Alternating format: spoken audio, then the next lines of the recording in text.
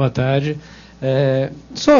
Uma breve palavrinha. A gente, no interior aí das articulações da Rede 2 de Outubro, né, e a ideia de fazer algumas atividades descentralizadas, né, para debater os temas atinentes aí à questão do massacre do Carandiru, mais do encarceramento em massa, uma série de outros temas, a gente pensou em produzir alguns materiais, seja materiais escritos, materiais também em vídeo, e esse pequeno vídeo aí que a gente vai assistir agora foi parte desse esforço.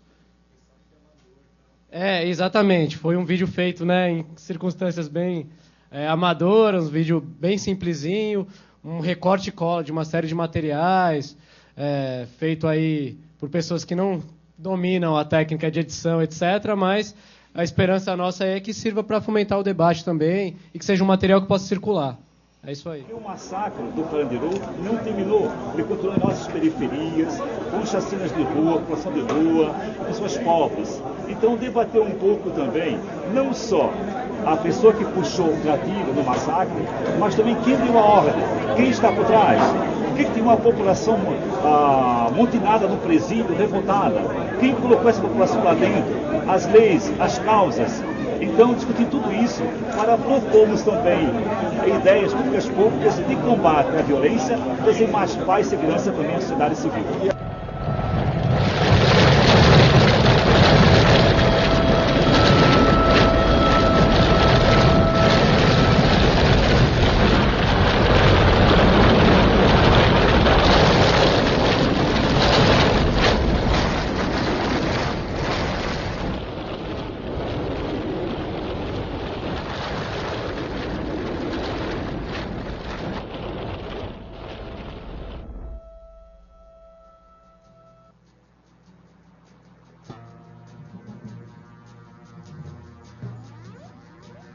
No dia 2 de outubro, uma rebelião no pavilhão 9 do Carandiru, resultante de uma briga entre poucos detentos, é reprimida por meio de um verdadeiro massacre. Mais de 350 policiais, incluindo membros da tropa de choque e da rota, invadiram o pavilhão e mataram pelo menos 111 detentos. Apesar de a polícia ter alterado a cena do crime, a perícia revelou que não havia armas de fogo com os presos, os quais, em sua imensa maioria, retornaram às suas celas quando souberam da entrada da tropa de choque no presídio. Além disso, a perícia mostrou que, na maioria dos assassinatos, os tiros foram disparados a queima-roupa em presos ajoelhados. Apesar da repercussão do massacre do Carandiru, nacional e internacionalmente, até hoje ninguém foi punido e às famílias das vítimas não foi dado praticamente qualquer amparo. Ao contrário, nesse meio tempo, por exemplo, o comandante do massacre, Coronel Ubiratã, foi eleito deputado estadual com o número 14111. E recentemente, outro envolvido, Salvador Modesto Madia, foi nomeado comandante da rota pelo governador Geraldo Alckmin. E assim, o massacre do Carandiru se insere numa longa trajetória de massacres que constitui a história brasileira. Cada preso no Brasil custa R$ 1.600 por mês aos cofres públicos. É bem mais do que ganha esse agente prisional em Goiás, que precisou comprar as algemas porque o Estado não fornece. Meu salário é R$ 640 líquido, né? O contrato nosso é R$ 700. Diante dessas cifras impressionantes, muitos pensam que os presos e presas são privilegiados, marajás que se aproveitam do Estado e vivem de regalias. Mas a realidade é bem diferente. Em pé e metade deitada. Metade em pé, metade deitada. Porque tem 21 presos onde cabe 6. 21 onde cabe 6.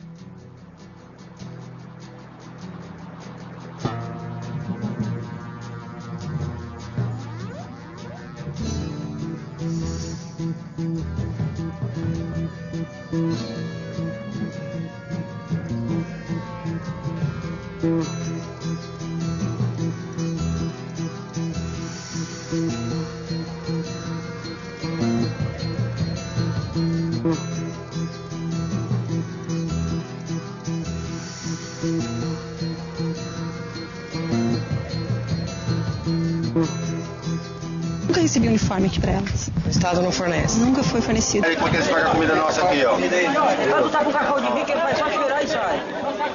saco. Isso aí nem cachorro tá comendo lá fora. A gente marca a consulta aqui na enfermagem aqui hoje, daqui 3 meses que ele vem atender a gente. Falta de assistência, aí começou a produzir tudo em enxerto. Aí lá não tinha como eles fazer, aí mandaram pra cá. Aí chegou aqui, esperei quase 3 anos para fazer essa cirurgia. E agora não tá boa a cirurgia. A saúde está virada de ponta cabeça. Essa que é a verdade. Esse é o termo usado, está de ponta cabeça. Eu não vejo esperança nenhuma. Eu só vejo a tendência de piorar. Não tem escola, não tem remissão de pena. Quer dizer, aqui fica todo mundo jogado aqui, sem fazer nada. Não tem trabalho, não tem nada aqui. Se não tiver, é contraditório isso, mas se não tiver porrada, tem rebelião. Se você não quebrar alguns presos, eles vão vir para cima de ti, vão te quebrar. Então eles vão deixar mais forte. Outro é a caça, outro é o caçador. Porque eu estava na área máxima lá e eu pedi pro agente, perguntei por que a comida estava vindo crua, mal cozida, né? Aí fui espancado, né? Você sofreu alguma violência na prisão? Só os policiais me batiam, toda hora eles me batiam, toda hora, foi 24 horas. O que eles fazem? Bota na cabeça, assim, ó. Aí segura demais a gente, ó. Qual foi a última vez que você é apanhado? Faz uma semana nós ficamos de joelho na quadra. O motivo de esconder os presos? Eles tinham sido espancados 2 dias antes da chegada da CPI.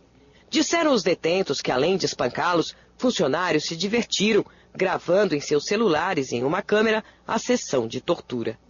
Misturado, homem, mulher e adolescente. Na mesma cela com 4 homens. O escrivão de lá me botou junto com um preso dentro de uma cela para me manter relação com ele.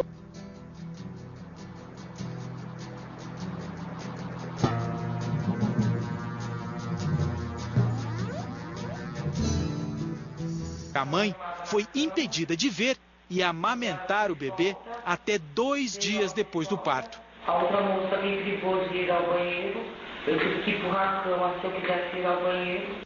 Jorge passou 6 anos e 2 meses preso sem sequer ter sido julgado. Eu aqui estou com 2 anos e 8 meses aqui, ó, preso. Sem condenação, não tenho nada. Nunca... Fui julgado de 5 anos e 4 meses para tirar 1 ano de cadeia. Estou com 2 anos e meio e não fui embora. Estou com 2 anos e 6 meses. 2 anos e 6 meses sem julgado. Estou nessa casa aqui 2 anos e 6 meses. Aí não fui nem fora nenhuma vez. Quem é preso provisório aqui que não foi condenado ainda?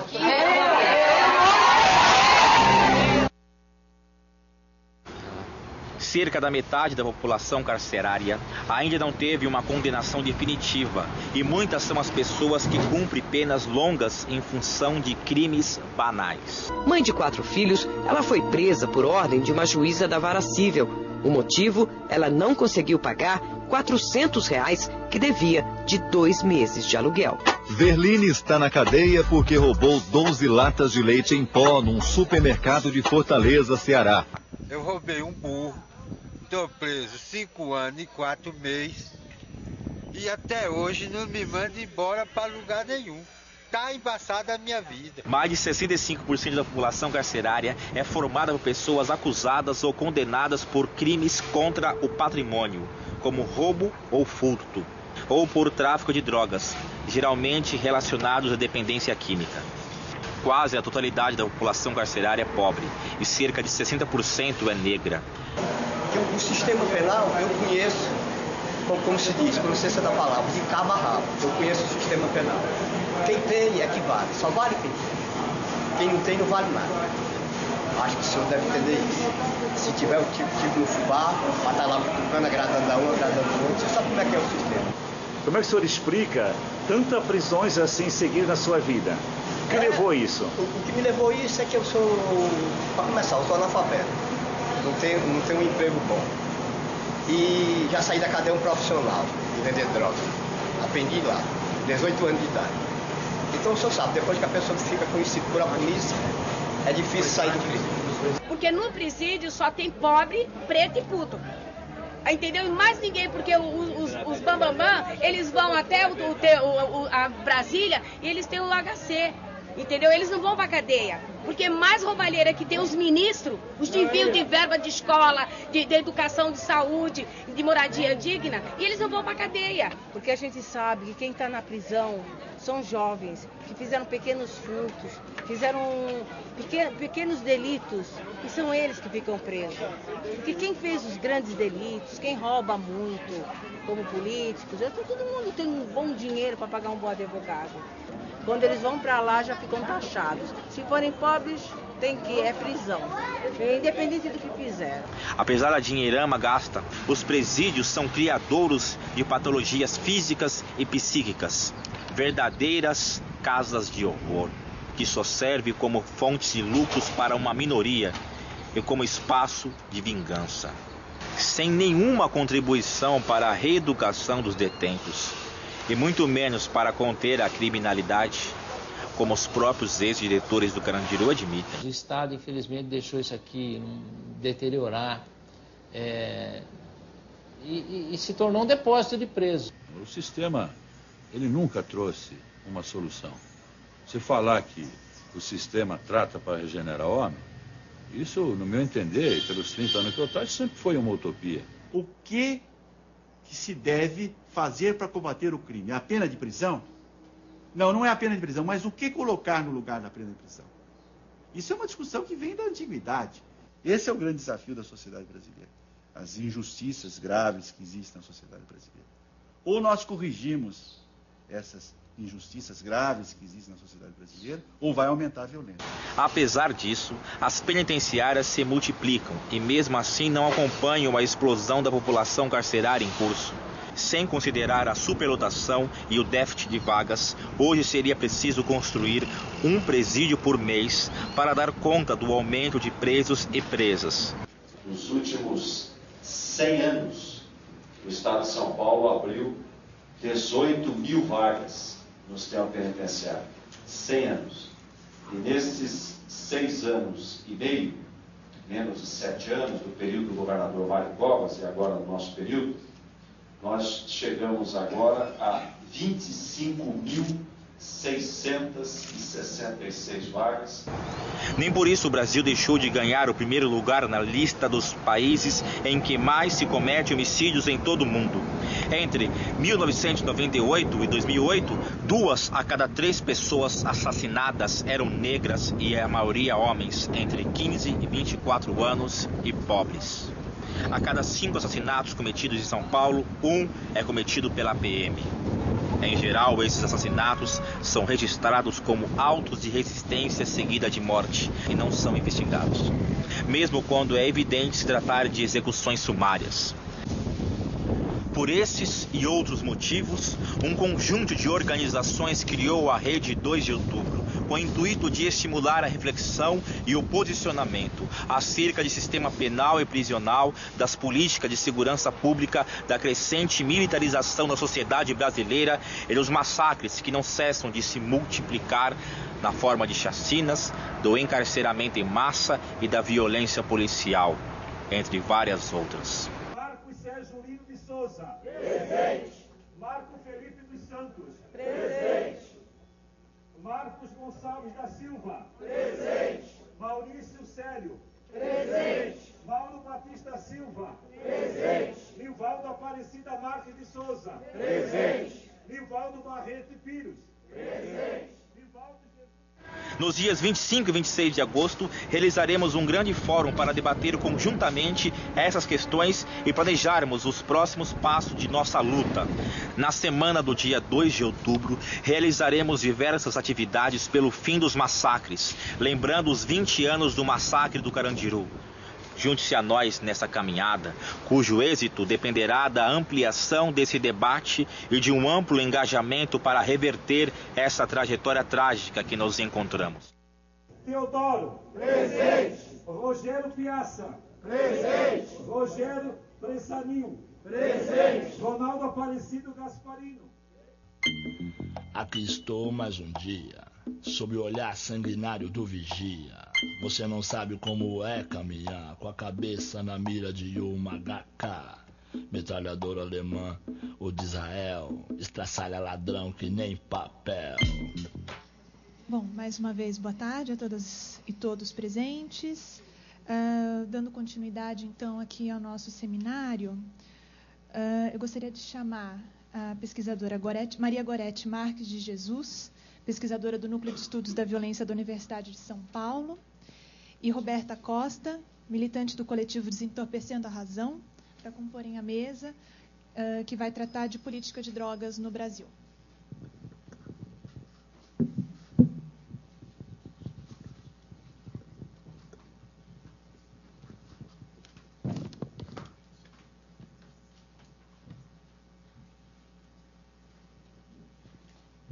Boa tarde, estão me ouvindo?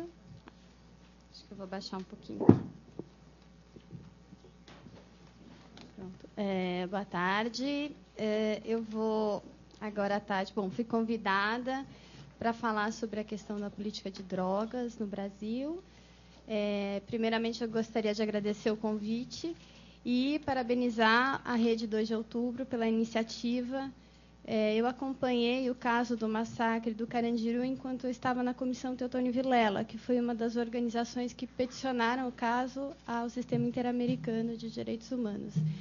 E, em 2001, eu acompanhei o julgamento do Coronel Biratã, e em meio a uma semana inteira de julgamento, a gente até achava que o resultado fosse ser a absolvição, porque tudo caminhava um pouco para isso.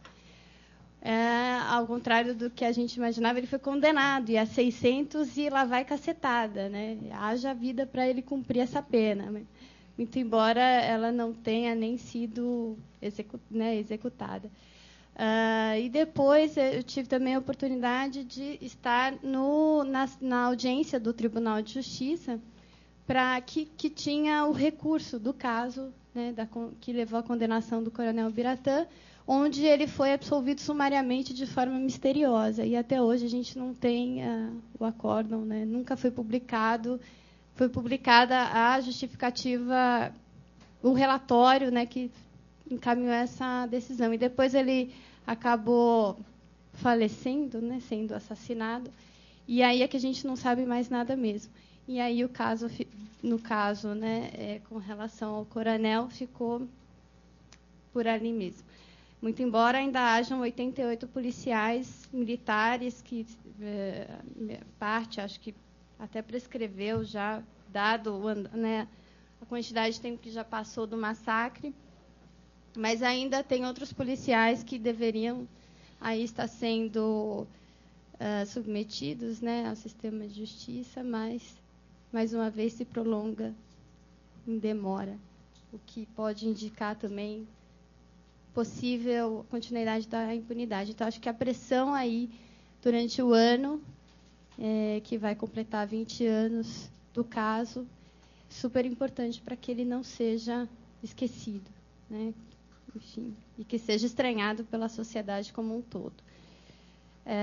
Bom, eu vou, então, falar um pouco aqui para vocês de uma pesquisa que eu coordenei no Núcleo de Estudos de Violência da USP, chamada Prisão Provisória e a Lei de Drogas. A intenção dessa pesquisa era, primeiro, compreender como é que a nova lei 11.343 de 2006 estava sendo aplicada pelos operadores e, em sequência, ver como eles estavam usando a prisão provisória nesses casos, né? Então, era um recorte muito definido, porque, primeiro, o NEV compõe uma rede de organizações que está discutindo a questão da prisão provisória e que estão desenvolvendo uma série de outras pesquisas, como o Instituto Sol da Paz, Pastoral Carcerária, Instituto Terra, Trabalho e Cidadania, além de outras organizações do Rio, como a Justiça Global e aqui de São Paulo Conectas, que estão desenvolvendo também outras pesquisas com relação à temática da prisão provisória, que tem se tornado uma modalidade de encarceramento, né, bastante utilizada nos últimos anos, e que tem aumentado ainda mais a população carcerária no Brasil. Então, eu pensei em trazer pequenos dados, né, se alguém tiver interesse em ter todo o material, o relatório da pesquisa está disponível no site do Núcleo, www.nevusp.org. Lá vocês vão encontrar mais informações, né? Meu tempo é curtinho, eu tentei fazer um recorte aqui só para contribuir com o debate. Então, eu pensei de trazer aqui para vocês algumas informações do que eu chamei de um campo micro, né? A gente escuta muito falar da questão da política, né? Política de drogas, tal, mas a gente não sabe muito bem como é que funciona ali na ponta, né? A atuação do sistema de justiça nesse braço de um pseudo combate ao tráfico de drogas. Alguns dados eu acho que vocês já vão aí achar, né? Outras pesquisas já disseram algumas coisas que a gente encontrou, mas há alguns dados outros que vêm revelar que a questão do tráfico, muitas vezes, ela é encarada como justificativa para simplesmente passar por cima de garantias, né, e direitos fundamentais. Então, eu vou iniciar aqui com os 2 pontos que desenvolveram, então, a pesquisa. A gente tinha 2 questões iniciais, que era como a lei estava sendo aplicada e como a prisão provisória estava sendo utilizada nesses casos. Só para vocês terem uma ideia de como foi a dimensão da pesquisa, a gente reuniu 667 autos de prisão em flagrante no Departamento de Inquéritos Policiais do Fórum da Barra Funda, em São Paulo. Esses 667 autos de prisão em flagrante correspondiam só à cidade de São Paulo. Então, a gente não tem uma dimensão do Estado por inteiro, né? A gente só vai ter dados da capital. E a gente deu sequência ao acompanhamento desses autos. Então, a gente conseguiu dar sequência a 50% dessa amostra de processos dos autos que viraram processos criminais. Em termos de dados qualitativos, a gente fez entrevistas com os profissionais, policiais militares, policiais civis e também com os operadores, defensores, juízes e promotores. Além disso, a gente fez um acompanhamento de algumas audiências, a gente elencou alguns casos e assistiu algumas dessas audiências, e realizamos um workshop com esses operadores, trazendo também outros questionamentos para ver o que eles poderiam discutir a respeito não só da lei, mas também da questão da prisão provisória.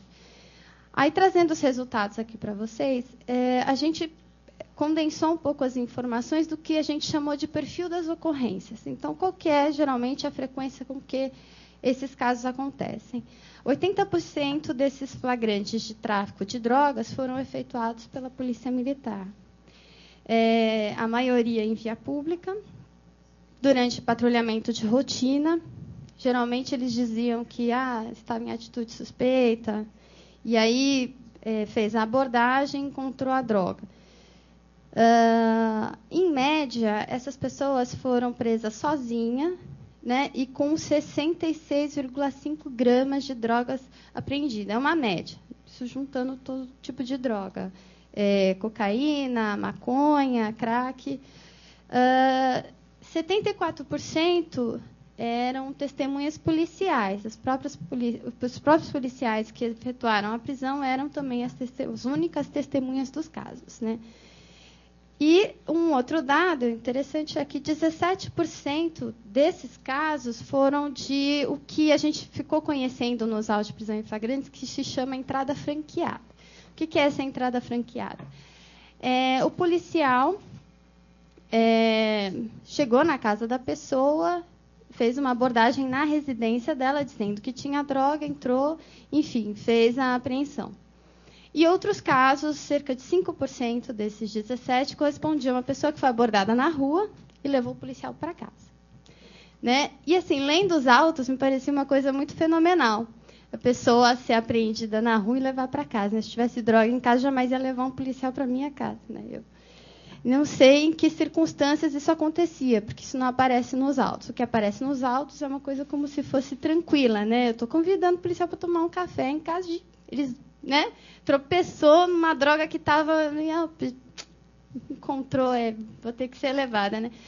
Enfim, situações muito nebulosas, mas que, para minha admiração, eu que não sou da área do direito, mas, enfim, eu olhava esses autos até com estranhamento de outro campo, ficava assim, como ninguém questiona isso, né? Entrar na casa de alguém assim, desse jeito, sem mandado, né, de busca, apreensão, uma coisa que está na lei, isso não ser questionado, enfim. Começamos aí a problematizar como é que o sistema de justiça também era inércia e conivente, de certa forma, com essa forma de atuação policial. Depois, reunindo um outro grupo de dados, a gente pegou aí o que seria o perfil do apreendido. Então, 87% dos casos, os apreendidos eram homens. A maioria tinha entre 18 a 29 anos, ou seja, um perfil jovem. Também pardos e negros, com primeiro grau completo, a maioria sem antecedentes criminais, e declararam exercer alguma atividade remunerada. Com relação ao acompanhamento processual, 61% desses presos eles foram assistidos pela Defensoria Pública, ou seja, o que já demonstra que a maioria não tinha condições financeiras para arcar com um advogado particular. O que já mostra também o perfil socioeconômico desse público. 83% tiveram contato com o defensor somente 3 meses após a prisão, ou seja, ele ficou, né, esse tempo todo, mais de 3 meses, sem ter contato com o defensor e sem poder falar o seu relato, né, do que aconteceu. Porque o que acontecia com frequência? Eles chegavam na delegacia e acabavam ficando calados. E na audiência, eles até manifestavam vontade de falar, mas aí já se entendia que, né, você não falou lá na ponta, você vai querer falar agora? Né, a gente, inclusive, assistiu algumas audiências assim de juízes que diziam, agora você vai querer mentir aqui? Mas como você já pressupõe que ele estava mentindo ou falando a verdade lá na ponta? Né? Então, a gente viu algumas situações bem complexas. A maioria, 88%, respondeu todo o processo preso. 9% desses processos que a gente acompanhou não foram condenados ao final do processo, ou houve desclassificação para uso, ou, de fato, não conseguiram identificar a questão do tráfico. 9%.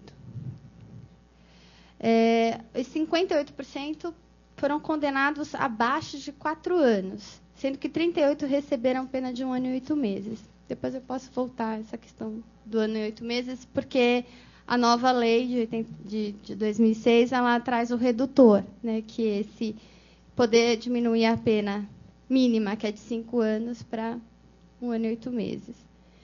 Bom, o que a gente pode analisar, tanto com relação a esses dados, também com as entrevistas que a gente realizou e as audiências que a gente assistiu. A primeira coisa que a gente identificou nas conversas com os policiais era que eles tinham uma sensação de enxugar gelo. Eles falavam, olha, eu prendo um hoje, amanhã tem outro, enfim, eu não consigo reprimir esse tipo de crime. E que a prisão, ela não está resultando num combate efetivo, né? Ela apenas aumenta a população carcerária, ou seja, por isso que eu comecei a fala dizendo, será que a gente tem uma política? Né? Porque se a política é um encarceramento para combater o tráfico, eu acho que ela não é eficiente. E se a própria polícia diz que tem a sensação de enxugar gelo, é porque nem aquele que opera, né, em nome desse combate se sente satisfeito com isso. Um grande número de prisões, né, do que a gente está chamando de pequenos traficantes, que são esses traficantes que fazem o trabalho do varejo, e são geralmente o alvo dessa atuação repressiva da Polícia Militar, né? Até por isso a Polícia Militar ela é a que mais apreende, né, esse perfil dessa população. Outra coisa que nos impressionou durante a pesquisa é que, para além da falta de questionamento dos juízes ou promotores com relação à qualidade dos autos de prisão em flagrante, existe uma padronização, como se fosse uma linha de montagem mesmo, do trabalho, né, desses operadores. Então, o que acontecia? A gente estava lá no DIPO, né, a gente vinha com frequência casos em que a manutenção da prisão provisória ela era mantida. Geralmente, assim, tem 24 horas para comunicar ao juiz para ver se vai manter a prisão, mas aí essa prisão ela tem que ser justificada com base legal, ou se vai ter um relaxamento da prisão, ou, né, se não cabe prisão nesse caso. O que acontecia é que, na maioria dos casos, a prisão era mantida com as mesmas justificativas. Tem autoria, materialidade do crime, a droga foi encontrada, o policial está dizendo que foi ele, está tudo ali, está bonitinho, mantém ele preso. E a gente viu que era muito padrão, não se mudava. Tipo, os casos eram diferentes, mas a resposta era muito parecida. Então, né, por isso que pouco essa linha de montagem. Você não tinha muita diferença de um caso para o outro, mesmo quando eles eram diferentes entre si. A outra coisa que a gente destacou na pesquisa é o papel que a prisão provisória passou a assumir nesses casos e talvez em outros também. Mas como a gente focou muito na questão do tráfico, na conversa com os operadores, a gente perguntava para que serve a prisão provisória. Então, ao contrário do que a gente imaginava, que eles iam dar justificativas legais, eles falavam, não, porque a gente precisa dar uma resposta imediata para a sociedade. A gente precisa mostrar que alguma coisa está sendo feita. Você imagina aquele morador daquela comunidade que esse traficante foi preso. Se amanhã eu solto ele, eles vão desacreditar na justiça. Vão falar, está vendo? Está solto. Então, eu preciso dar uma resposta imediata. O que eu faço? Eu mantenho preso. Outros responderam que era para punir. É pedagógico. Né? Eu preciso, é um dispositivo que eu uso, de certa forma, para o menino, né, para o jovem aprender que não é esse o caminho que ele tem que seguir. Então, eu vou mantê-lo preso, porque assim ele pode mudar. E teve uma coisa interessante que o promotor até falou, que ele disse assim, olha, a prisão provisória ela é um instrumento interessante, porque ela é a punição sui generis. Por quê? Enquanto a pessoa ela não está nem condenada, não foi julgada, né, e ela está ali na prisão provisória, ela está num limbo. Porque ela não tem nem os direitos garantidos na lei de execução penal, quando ela é condenada, e ela não tem mais nada. Então, assim, é punição pura e simples. Né? Agora, como isso ressoa para a pessoa? Porque enquanto eu sou supostamente inocente, eu estou presa. Quando eu sou condenada, eu posso ficar fora. Quer dizer, aí porque ele pode, de repente, conseguir a liberdade. Então, você inverte, né, noções de que é uma punição, né, enfim, qual o propósito, afinal, desse dispositivo. Então, a gente começa a questionar qual é o papel da prisão provisória. Né? Se não é esse... Né, na verdade, a prisão provisória, em princípio, ela seria uma exceção. Né? E o que a gente tem visto é que ela é uma regra, tem sido uma regra, do dia a dia, e não só uma regra pura e simplesmente sem sentido. Né? Eles estão dando e criando sentido para isso, né? Que seja punição pedagógica, ou simplesmente para tirar de circulação, vou guardar ali, enfim. Teve um promotor que, inclusive, disse...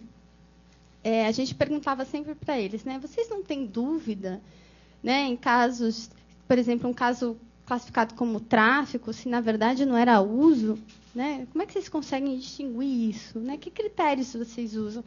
E vocês, o que vocês fazem nesses casos? Vocês se mantêm presos, soltam? Aí o promotor falou, olha, eu prefiro deixar preso e no decorrer do processo ter a convicção de que ele realmente é usuário. Então, né? Então, tá bom, né? Então, aí no final, né, é que eu vou soltar, quando eu tiver certeza que, na verdade, é usuário. Outro comentário desse mesmo promotor. Não, porque aqui chega... Não, você não conhece a realidade das drogas. Chega aqui, o cara, o nóia, tá acabado. Né? Ele tá, assim, um esquálido. Aí você prende o cara. 3 meses depois, na audiência, você não reconhece. Ele tá gordinho... Ele está diferente. Eu falei, nossa, que política pública eficiente, social, né? Porque você está realmente ajudando, né, essa pessoa. Então, ele achava que, na verdade, a prisão até era boa nesses casos. Não, tem uns que vêm e me agradecem, falam assim, graças a ter ficado preso, eu consegui me livrar do vício. Né? Então, além de ser, né, uma política de saúde, né, sei lá como se chama, ainda é uma política de reabilitação, né, que a pessoa deixou de ter a dependência ao crack. E, por fim, outra coisa que nós questionamos durante a pesquisa foi a diferenciação entre o usuário e o traficante, né, que é uma linha muito tênue, que a lei anterior, a 6368, já não definia, deixava muito em abstrato, e a de agora menos ainda, né? Fica muito à discricionariedade, a classificação ali dos operadores. O que nos impressionou mais é que a classificação dada ali na ponta, né, pelo delegado que fez a apreensão, tal, é o que conta no processo inteiro, né? Mesmo se a pessoa for supostamente um usuário. Como a gente viu, 9% no final do processo foram ou considerados, né, inocentes ou foram desclassificados para uso, quer dizer, fora aqueles que a gente não sabe, né, se de fato eram traficantes ou usuários, porque fica aí numa zona de muita nebulosidade. Então, a gente também conseguiu, assim, através da pesquisa, ver a dificuldade que existe nessa diferenciação. Os operadores, eles confiam muito nesse tino da polícia. A polícia, quando a gente perguntava, mas como é que você, né, faz a diferenciação, quem é usuário, quem é traficante? Eles diziam, olha, o traficante, ele não está com um tipo de droga só, ele geralmente anda com 2 tipos, 3 tipos de droga. Dinheiro trocado, miúdo, né, porque ele faz ali o comércio, então ele tem que estar, né, com o dinheiro trocado. Quantidade, mais ou menos, né, porque o cara pode estar com uma droga ali guardada no muro e ele anda com pouca droga para que, se for pego, não passe por traficante. Então, a gente não conta muito esse negócio de quantidade. A forma como está condicionada, por exemplo, se está separado, em saquinhos, para consumo e tal, a gente já acha que é traficante. A outra coisa que a gente perguntou para eles era o que era a famosa atitude suspeita, né? Então, é curioso que eles falavam, não, é o cara olhar para a viatura e aí sair correndo, né? Sinal de que está com alguma coisa. Eu fiquei pensando, pô, então o negócio é não correr, né? O negócio é andar tranquilo, como se não tivesse nada, você não passa batido, né? O bom cara, assim, vai se safar da polícia numa boa. Então, eles vão criando na prática cotidiana deles também formas, né, de conseguir. E fora que, assim, a gente não pegou a questão da atuação, né, de linha de frente, né? Por exemplo, essas negociações que acontecem ali na apreensão, né? De repente pega 2, um consegue se livrar porque paga, o outro não consegue pagar e vai preso, enfim. Essas nuances aí, né, da linha de frente a gente não conseguiu pegar, porque o que passa, né, e vai lá para o sistema de justiça é aquilo que a polícia escolhe, né? Aquilo que ela negocia ali na ponta. Isso não faz um bom negócio, né? Ele tem um certo poder de poder encaminhar isso para o sistema. Enfim, mas acho que tem outras pesquisas que podem elucidar mais essa questão da linha de frente, né? Dessa negociação, das corrupções que acontecem aí na linha de frente, né? E tudo mais. Agora, voltando um pouco para a questão do macro, né? Então a gente vê essa atuação no micro, né? E o que isso repercute numa questão de política pública, né? A lei de 2006, a nova lei, ela promete um sistema nacional de políticas públicas sobre drogas, que tem como objetivo a prevenção ao uso indevido, a atenção e reinserção social de usuários e o combate ao tráfico. Alguém me garante que esse sistema existe hoje?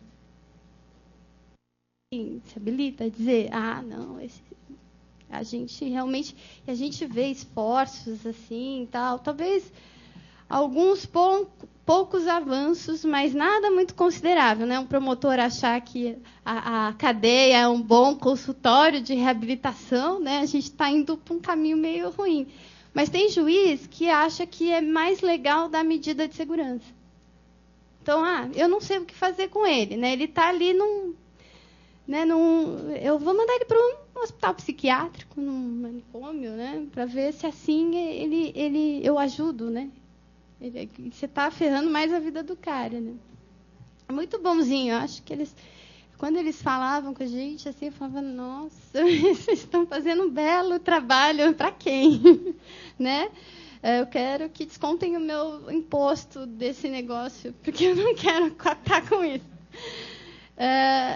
Enfim, além disso, o tráfico tem sido responsável nos últimos tempos pelo maior número de aprisionamento, né? Especialmente das mulheres. E São Paulo ele tem quase que a metade dessa população de presos por tráfico no Brasil. Tem um relatório mundial sobre drogas, do Escritório das Nações Unidas sobre Drogas e Crime, que aponta o Brasil como o país onde se aumentou mais e significativamente a circulação de drogas. Então, assim, a gente é um grande território de passagem para tráfico internacional e a gente também é um grande mercado consumidor. Então, a gente tem essa... né, fora que a gente tem uma localização estratégica, né, já foi apontado também por alguns relatórios. A gente tem um litoral extenso, com, né, caminho aberto para a Europa, e uma fronteira com outros países, como Colômbia, Bolívia, né, e por aí vai. Então, o Brasil também se concentra numa área estratégica, né, para o tráfico. E aí, olhando para os dados da pesquisa, né, a gente pergunta, bom, esse tráfico continua a acontecer, né, porque circula droga e as prisões estão acontecendo. A gente fala, qual o fundamento disso, né? Para onde a gente caminha? Porque não está efetivamente servindo para muita coisa. Se é para combater o tráfico, não está funcionando. E outra coisa que a gente nos chamou a atenção, e aí eu vou finalizando, é que durante a nossa frequência lá no DIP, que foram 3 meses, então a gente fez uma pesquisa acompanhando os autos de prisão em flagrante durante 3 meses, não chegava nenhum caso assim que a gente falasse, nossa, esse aí, né, eles prenderam um grande chefão, né, um grande articulador. Não, era sempre esse da ponta. E outro dado interessante que a gente viu no relatório da CPI de drogas, né, sobre tráfico, se não me engano é de 2001, existia uma categoria assim de pessoas envolvidas com tráfico, que daí você tinha de tudo. Tinha desde deputado, policial federal, delegado e tal, e você tinha o traficante. Eu falo, mas está todo mundo envolvido com o tráfico? Quem é o traficante, né? Então, também existe aí, eu acredito, uma estigmatização de uma classe, né? Por óbvio que, seja lá o que for, sempre vai, se está envolvido com o tráfico, vai ser traficante. E esse traficante vem assumindo o papel de inimigo da sociedade, por mais que ele seja o cara que está na ponta, às vezes, né, que não tem importância nenhuma se tirar ele de lá, porque a rede vai continuar funcionando, o sistema vai continuar operando, as pessoas vão continuar comprando, enfim. Não é a tirada dele, né, a retirada dele que vai fazer muita diferença.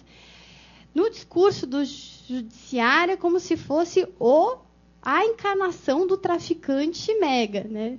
Eu falo, nossa, ufa, agora eu estou mais tranquila, né? Prenderam esse aqui. Tá certo. Agora eu me sinto mais tranquila, um grande traficante. Você vai ver o cara na audiência, né? Um menino, assim, jovem, tal, está começando a vida. Você fala, pô, é ele, né? Onde a gente caminha? Enfim. Agora, eu acho que existe iniciativas importantes que estão acontecendo hoje. O campo está aberto, a disputa está colocada, a lei está ainda em muita discussão. O Senado teve uma resolução do Senado que confirmou que o Supremo Tribunal Federal já tinha considerado inconstitucional na lei de 2006, que era a possibilidade de substituição da pena privativa de liberdade para restritiva de direitos. Então, agora é possível. Então, agora cabe a gente ver, né, se os operadores estão usando isso ou não, como da lei das medidas cautelares, que também é uma outra modalidade, instrumento que o operador tem na mão para conseguir, para que, né, não se seja usada tanto a prisão provisória, né, mas caberia aí uma outra pesquisa para ver se isso está sendo usado ou não. E a pressão dos movimentos sociais, né? E aí, acho que a fala da Roberta vai vir contribuir bastante com isso, porque a pressão da sociedade contribui para que a gente faça uma reflexão crítica, não só com relação à questão da política de combate às drogas, à prevenção do uso, mas também, né, de questionar a possibilidade de descriminalização, enfim, né, de outras possibilidades de encarar a droga, porque enquanto ela é encarada como um tabu e tudo num conjunto, num saco ali, tudo junto, a gente não vai sair do lugar e vai continuar aprendendo um monte de menino que é considerado grande traficante, mas você vai ver é aquele da ponta que está ali no dia a dia do ganha-pão dele. Bom, então, obrigada, gente.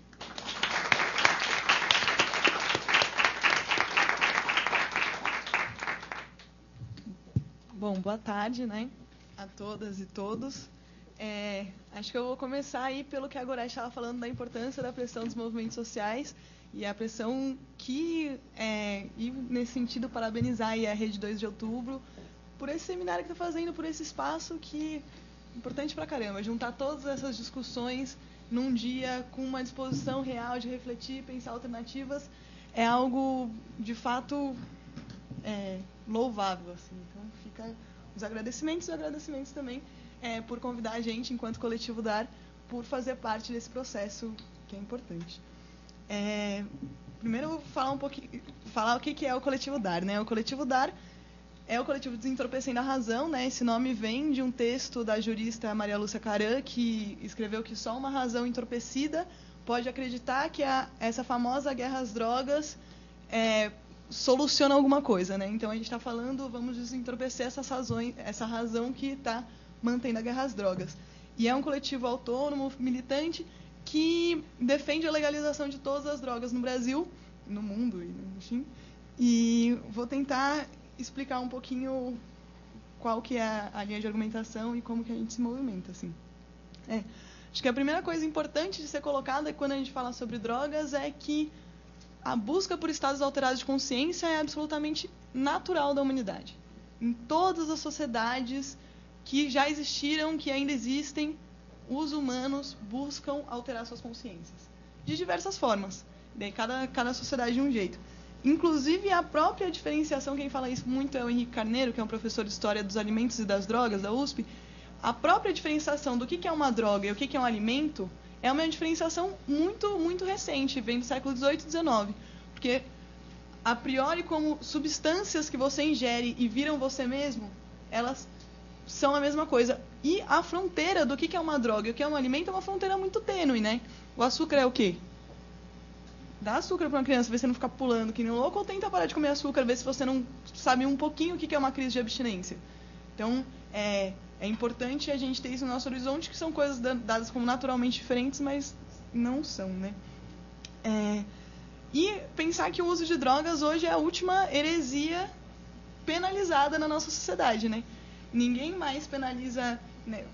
Você pode comer a coisa mais nojenta do mundo, você pode estar se matando comendo McDonald's 3 vezes por dia, mas ninguém vai te prender por causa disso, né? Então, essa lógica da heresia também acho que é um quadro importante para pensar o uso de drogas. E uma outra coisa muito importante também é pensar que na nossa sociedade, assim como em todas as sociedades hoje, pelo menos as ocidentais, qual droga é proibida e qual droga é legalizada é absolutamente surreal, assim, é absolutamente fora de qualquer parâmetro de pesquisa ou de entender qual droga que faz mais mal, qual droga que deteriora mais o humano ou qual droga causa mais dependência. Qual droga é legalizada e qual droga não é legalizada não tem a menor relação com isso. Por exemplo, o álcool, que é uma droga que causa vários problemas físicos, né, se essa é a justificativa das drogas, que causa índice de dependência, é legalizado, incentivado e está enraizado na nossa cultura, né? É muito raro alguém que nunca experimentou álcool na vida. E, sei lá, a gente pode fazer uma comparação, por exemplo, sei lá, com o LSD. O LSD, ninguém nunca conseguiu provar que o LSD fizesse mal ao ser humano, mas já conseguiram provar que o LSD não causa dependência, mas ele é super proibido. Então, essa falta de razoabilidade sobre a política de drogas é bastante questionável e bastante muito doido, né, dessa sociedade, assim. E uma outra coisa muito importante que a gente fala quando a gente fala, muito importante se pensar quando a gente está falando de políticas de drogas, é que os usuários que chegam ao espaço público, que a gente acaba tendo acesso, são aqueles com uso problemático. Então, é importante pensar que existem aqueles usuários que não têm uso problemático. É muito recente ainda a pesquisa sobre isso, mas o Dartil Xavier, que é um médico, professor da Unifesp, e o presidente do PROAD, que é o Programa de Assistência... Programa de Atenção e Orientação aos Dependentes da Unifesp, ele diz que, segundo a pesquisa dele, cerca de menos de 10% dos usuários de maconha e álcool têm um uso problemático, são dependentes, e cerca de 20 a 25% dos usuários de crack têm um uso problemático ou são dependentes. Então é muito importante a gente pensar que quando a gente está falando de uma política de drogas, a gente está falando de uma política que não pode ser só para aquele que tem uso problemático. É claro que a gente tem que pensar no dependente que tem uso problemático, que é um problema grave e sério que a nossa sociedade tem que enfrentar. Mas a gente tem que pensar que a gente está falando de uma política de drogas para os outros 80% que usam crack, por exemplo, que é, né, entre as drogas aí é a que a gente mais tem pavor, inclusive que é uma droga que é um produto da proibição, né? O crack só existe porque as proibições existem, né? Enfim, mas que existem muitos usuários de muitas drogas que são invisíveis, né? Que nossas políticas públicas não alcançam, né? E que a nossa sociedade finge que não vê.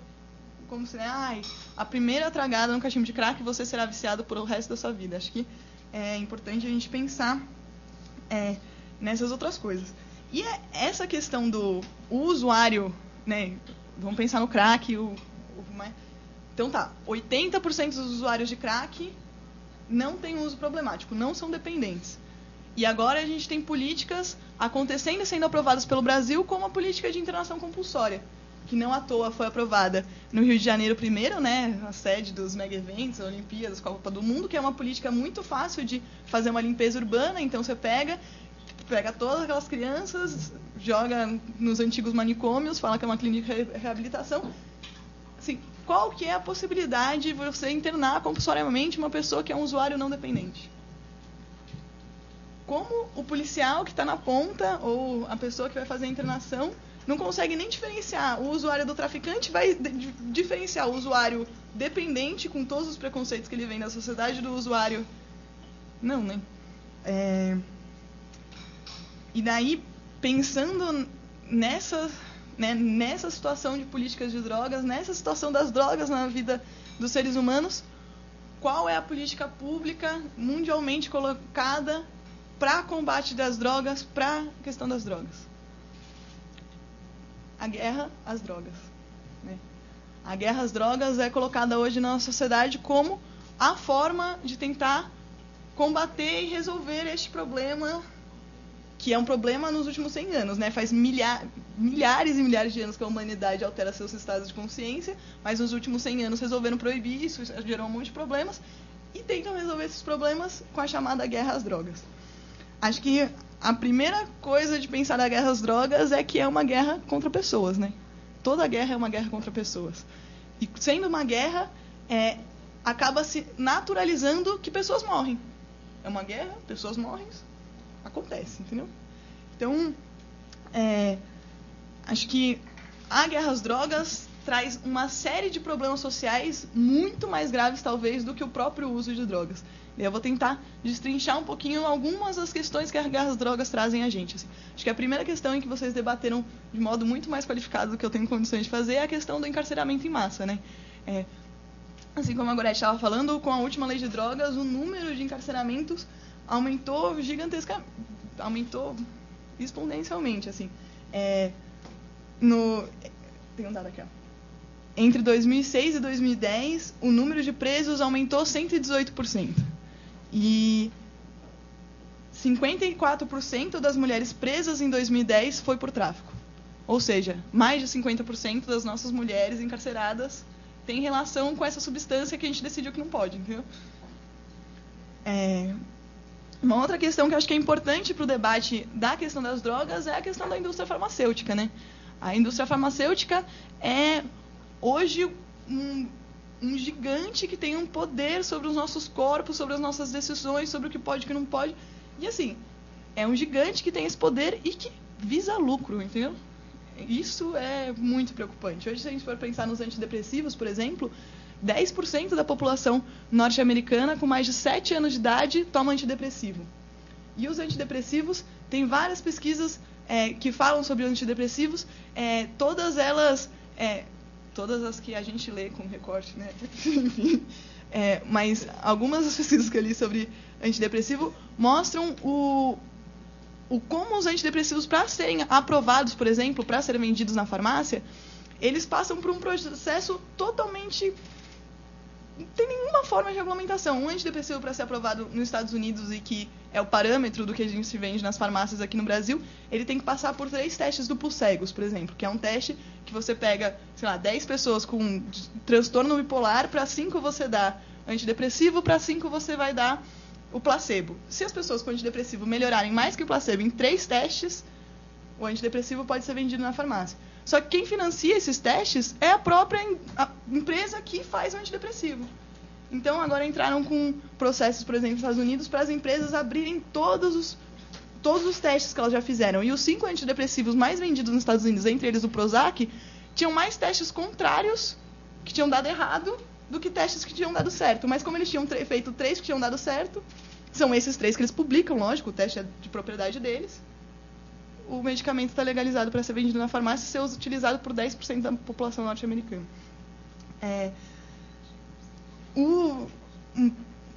Uma outra questão que é bastante importante da guerra às drogas e da proibição, que é a questão a proibição não impede só que a gente usa e tenha autonomia, blá, blá. A proibição impede que a gente pesquise sobre, né? A proibição impede que tudo bem, as drogas fazem mal para as pessoas, o crack está matando, causa dependência. O porquê que a gente não estuda uma droga que tenha efeitos eufóricos e faça bem, não sei o que as pessoas consigam, e que não faça mal? O porquê que a gente não consegue estudar formas menos destrutivas, pautadas na redução de danos, etc., para a gente ter esse consumo que existe e sempre vai existir. Então, a questão da restrição às pesquisas é muito complicada, e a restrição, inclusive, do uso medicinal para aquelas drogas que já são comprovadamente benéficas para diversas coisas. O uso da maconha para paciente com câncer, fazendo quimioterapia, é assim, comprovado. Inclusive, hoje, 22 estados dos Estados Unidos, que é o estado, né, país mais proibicionista do mundo, já legalizaram a maconha para uso medicinal. E assim, nem isso, entendeu? A gente não está aberto a discutir nem isso. Uma outra coisa que toda essa guerra às drogas e toda essa lógica que permeia essa guerra coloca para a nossa sociedade é um preconceito muito forte, né? O preconceito contra o usuário, o drogado, né? É de uma dimensão que permeia todas as classes, permeia todas as idades, permeia todo mundo, entendeu? Então, é a criação de um preconceito muito complicado. E esse preconceito, inegavelmente, gera violência, né? Pode gerar violência no micro, mas gera uma violência estrutural também, né? E essa violência, acho que a sua forma mais rigorosa e mais punitiva é o que a gente chama de criminalização da pobreza, né? Assim como a Gorete estava falando, que quem define aquele que é o traficante e o que é o usuário está na ponta, é aquele policial. Esse policial que está na ponta, ele vai decidir que se é o cara traficante ou usuário, e essa decisão passa por todos os preconceitos que esse policial tem. Então, talvez a definição de quem seja traficante, quem seja usuário, passa por uma definição de cor, se é preto ou se é branco, passa por uma definição de classe, passa por uma definição aonde estava. Se eu estiver na minha casa fumando um beck, né, é diferente. Então, essa criminalização da pobreza, e daí isso não significa só que quem vai preso por tráfico é o preto ou pobre. Significa também que o cidadão negro que está andando na sua comunidade, que é uma comunidade de baixa renda, por existir a guerra às drogas, é absolutamente naturalizado que ele leve sacolejos a todo momento, a toda hora, e que isso faça parte da vida dele. É uma guerra. Isso está valendo. E essa militarização que a guerra às drogas justifica e que essa guerra às drogas naturaliza é uma militarização das periferias, mas é também uma justificativa para ocupar vários espaços. É claro que quando ocuparam o Pinheirinho usaram esse argumento também.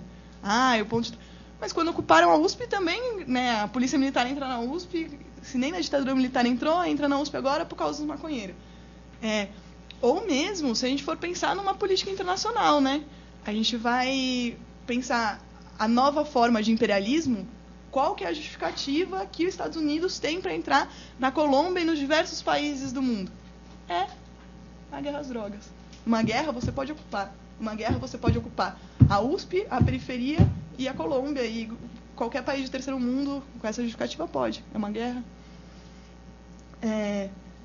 Então, e o que mais essa guerra faz, né? Acho que também tem uma dimensão que a gente tem que ter a dimensão o quanto valem as drogas no Brasil e no mundo hoje, entendeu? O quanto essa guerra às drogas gera uma corrupção gigantesca e uma corrupção de uma substância. Se a gente for pensar a maconha se plantando tudo dá, entendeu? É a coisa mais fácil de criar um pezinho. E hoje é uma mercadoria tão cara quanto o ouro. Essa valorização de um produto que poderia ser plantado, um produto que poderia ser de outras formas, possibilita tamanha corrupção, tamanho desenvolvimento, financia o crime organizado, né? Essa lógica, tamanha valorização dessas substâncias que possibilita o crime organizado hoje ser um poder paralelo, né? Ter a tamanha estrutura que eles têm, o PCC dominar o bagulho de um jeito, né? Acho que a gente tem que pensar por aí. Imagina, quem imaginou que uma plantinha que nasce fácil ia virar uma mercadoria tão valiosa quanto o ouro, cara? Né? É uma dimensão muito, muito louca, assim, eu acho. E uma última questão da guerra às drogas, que acho que a Goretti também já pautou, gente, ela é um fracasso, entendeu? Para além de todos esses problemas sociais que ela acarreta, ela deu errado. As drogas nunca foram tão usadas no Brasil e no mundo.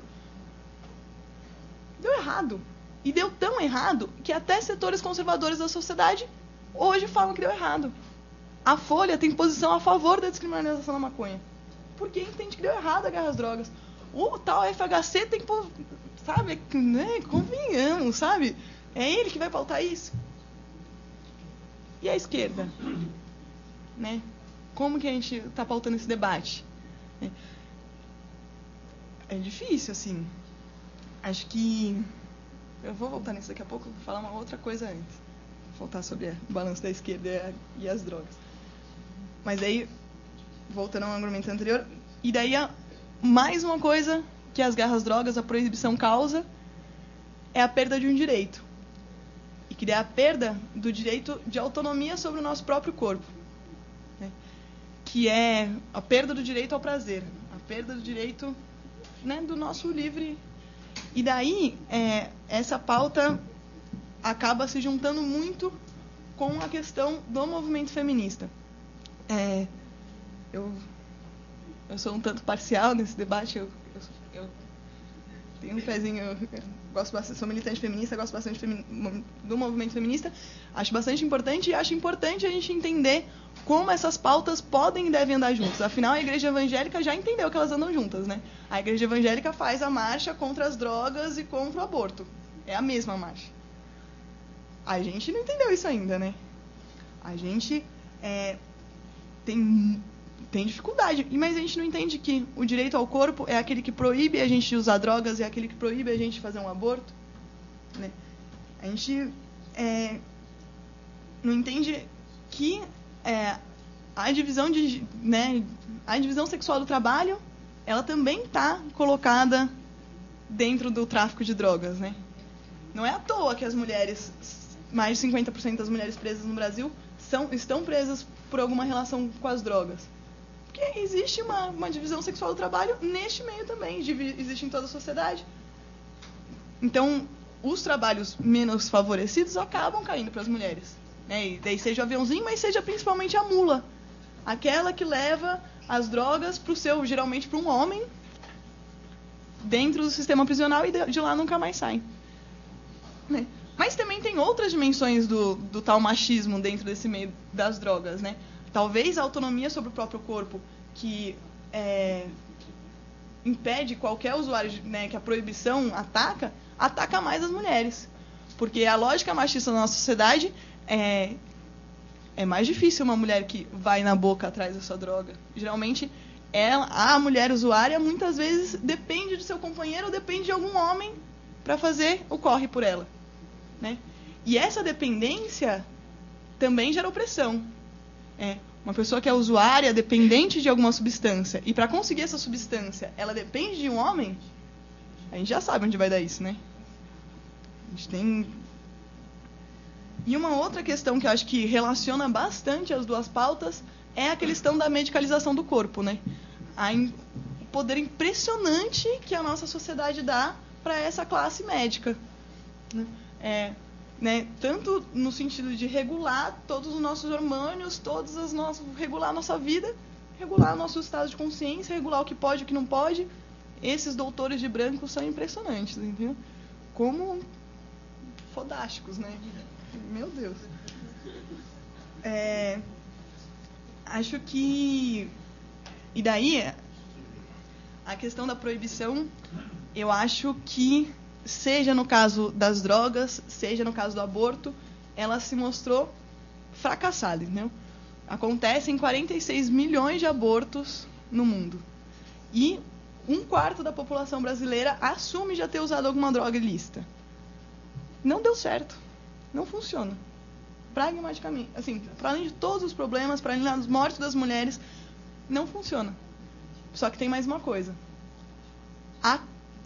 As pessoas que são as mais prejudicadas por não poder fazer aborto são as mesmas que são as mais prejudicadas por não poder usar drogas. Porque, assim como eu falei anteriormente, se eu engravidar e tomar a decisão que eu não quero ter um filho, eu tenho condições de ir numa clínica, fazer de um jeito tranquilo, no mesmo dia eu estou em casa, e na semana seguinte, é isso. Não terei risco de vida. Né? A relação do aborto não é esse, né? As mulheres morrem todos os dias por causa disso, em corredores de hospital, usam métodos de todos os tipos. Essa é a realidade. Assim como a relação do uso de drogas. Eu posso usar maconha de boa, entendeu? Não acontecerá nada comigo. Mas é isso. Talvez se eu tivesse outra classe social, se eu fosse negra, daí não podia, entendeu? Daí a condição é outra. Então, o proibicionismo, ele no fundo é um jeito de criminalizar determinado setor da população, né? É um jeito de justificar que você entre na casa dessas pessoas. Tá podendo, é uma guerra. E daí, pra fechar... Ai, eu tenho que falar mais uma coisa. Não, eu vou falar isso antes. Pra fechar assim, só a relação das drogas com o gênero, a gente refletiu um pouco o modo, daí voltando à nossa esquerda, o modo que a esquerda trata esses dois debates. São dois debates difíceis de fazer na sociedade, mas se a gente for ver hoje, o debate do aborto já está muito mais difícil de se fazer no senso comum do que o debate da legalização, por exemplo. Por um outro lado, a esquerda hoje, e daí assim, claro que por muita luta, muita bravura, assim, muita feminista firmeza que se matou para legitimar o movimento feminista dentro da esquerda, mas conseguiu. Hoje, mesmo que de forma escanteada ou meio lá de ladinho, todos os partidos de esquerda, todas as organizações de esquerda têm pelo menos institucionalizado o coletivo de mulheres, o setorial de mulheres, né? É uma pauta que já foi legitimada pela esquerda, assim, né? As drogas, mesmo que muito dessa esquerda tradicional já defenda formalmente no seu programa a legalização, ninguém pauta isso realmente, né? E, para além disso, no fundo, para essa tradição da esquerda brasileira, as drogas estão muito relacionadas à alienação. Né? No fundo, tem um quesinho ali, mas, né, alienação. E essa alienação também acho que tem um outro debate acerca sobre o tal do direito ao prazer, assim, né? A gente também vive uma realidade de uma esquerda brasileira que é uma esquerda que tem toda uma trajetória, que sofreu muito na ditadura militar. E pautar o direito ao prazer, o direito a ficar doidão, o direito a estados alterados de consciência, numa esquerda que prega, inclusive para os seus militantes cotidianamente, que você tem que abrir a mão de todos os seus prazeres pessoal para um bem comum, para uma luta comum, é muito difícil pautar isso. É muito difícil pautar que as pessoas possam ter prazer se os seus próprios sujeitos... né? Então, eu acho que esse é um debatezinho que vai caminhando. E daí, para concluir mesmo, daí na volta, posso até falar um pouquinho mais, Marcha da Maconha, gente. Esse ano a Marcha da Maconha vai ser muito firmeza. É isso. O ano passado, acho que grande parte acompanhou, a gente teve a Marcha da Maconha que foi muito reprimida na Paulista, a gente apanhou que nem cachorro até lá embaixo. Daí acabou acontecendo todos aqueles processos de Marcha da Liberdade, que daí juntou vários setores, não sei o quê. E com esse processo a gente acabou ganhando no STF a legalização de todas as marchas da maconha em todos os cantos do país. Isso foi uma vitória não só da Marcha da Maconha, mas foi uma vitória, a gente entende, do movimento social como um todo, né? Porque se nem a Marcha da Maconha vão proibir de entrar na rua, é difícil que proíba outra coisa. E no sentido dessa vitória, acho que tem todo um processo de crescimento do movimento. Acho que o ano passado foi um ano bastante importante já como politização para o movimento e de relação com vários outros setores da sociedade. E esse ano a nossa Marcha da Maconha, que está todo mundo convidado no dia 19 de maio, possivelmente vai ser muito legal. Vai ter todo um processo e mais uma vez, a STF aí, daí entra todo um outro debate que é a judicialização da política, mas o STF tá para ser julgado, que a Defensoria Pública de São Paulo entrou esse ano no STF, na verdade é uma jurisprudência no caso de um preso que aumentou a pena porque estava portando maconha dentro da prisão. E daí a Defensoria Pública de São Paulo entrou no STF contra poder ser punido com direito penal, né? Alguma coisa que teoricamente só vai fazer mal para a própria pessoa, né? Então, se o STF julgar isso esse ano, a gente não tem certeza se o STF julga, mas se julgar, é muito provável que o STF dê a causa para a gente e, a partir disso, portar qualquer tipo de substância no Brasil, e não só maconha, passa a ser descriminalizado. É um primeiro passo, mas com certeza é um primeiro passo que muda vários parâmetros, seja de saúde, de turismo na nossa sociedade, que talvez a gente tenha que debater. Acho que é isso, fica aí para o debate.